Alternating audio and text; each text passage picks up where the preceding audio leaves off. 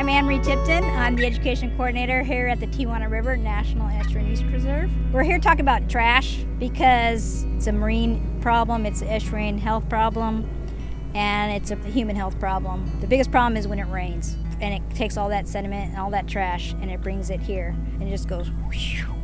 And luckily we have a nice structure to hold it back. It's a sedimentation basins. It's like swimming pools. It's lined with concrete. They have a trash boom in them to hold back the trash, to keep it from coming in. They hold back the sediment.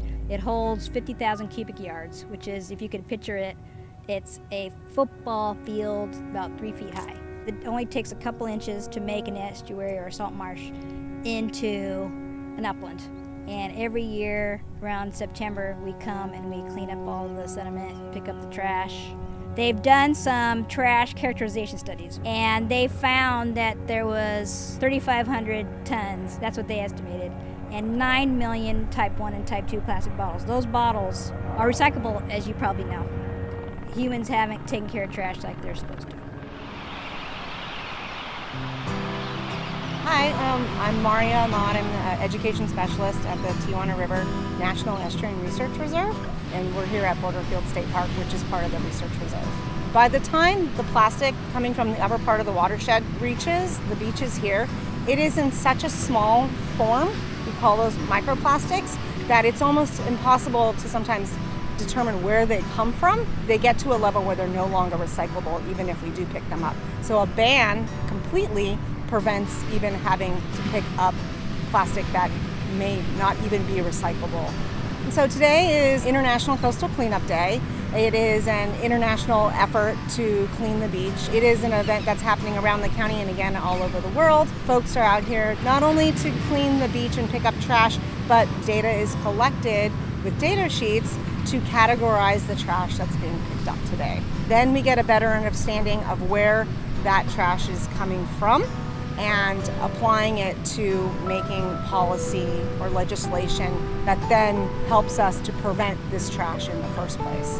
This site is at the beach. It's the end point of the Tijuana River watershed, which is an international watershed. So part of the watershed is in the US, but most of it, 75% of it, is in Mexico.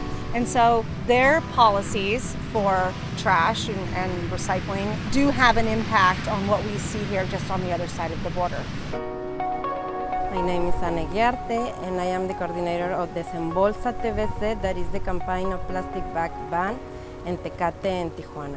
This is a Border 2020 project. First was the education part, how to communicate to these government representatives why it's important to change behavior about these plastic bags and what is happening in Mexico and what is happening here in the US and all these wonderful places. And when they knew all this information, they start worry about how we can solve all these problems. And now, in the beginning of last month, they told us, well, everything is ready to go to the boat. Everybody say yes. Everybody wants to move forward. Now we have this bill, and we will start working with community and education, how to use another kind of bags when they go to the stores. This plastic bag ban will reduce the plastic that we find here at the research reserve. This effort, actually, it's fairly well received, especially as microplastics have become more of an issue. This is citizen science. Today is not just International Coastal Cleanup Day, but it is the kickoff for an event we call the Tijuana River Action Month. And Tijuana River Action Month is about a month-long coordinated effort to clean up and restore the river valley and the beaches here. It's an awareness that's not just a one-day effort, but instills some understanding of the bigger picture. People always think, well, they blame we're upstream, but it's actually a binational effort. We work on this together. It's just amazing. It's inspirational, and it's great to have all of our partners work together that we've been working with Tijuana River Action Month come together to do what we did. It's heroic. It's amazing. It's pretty inspirational.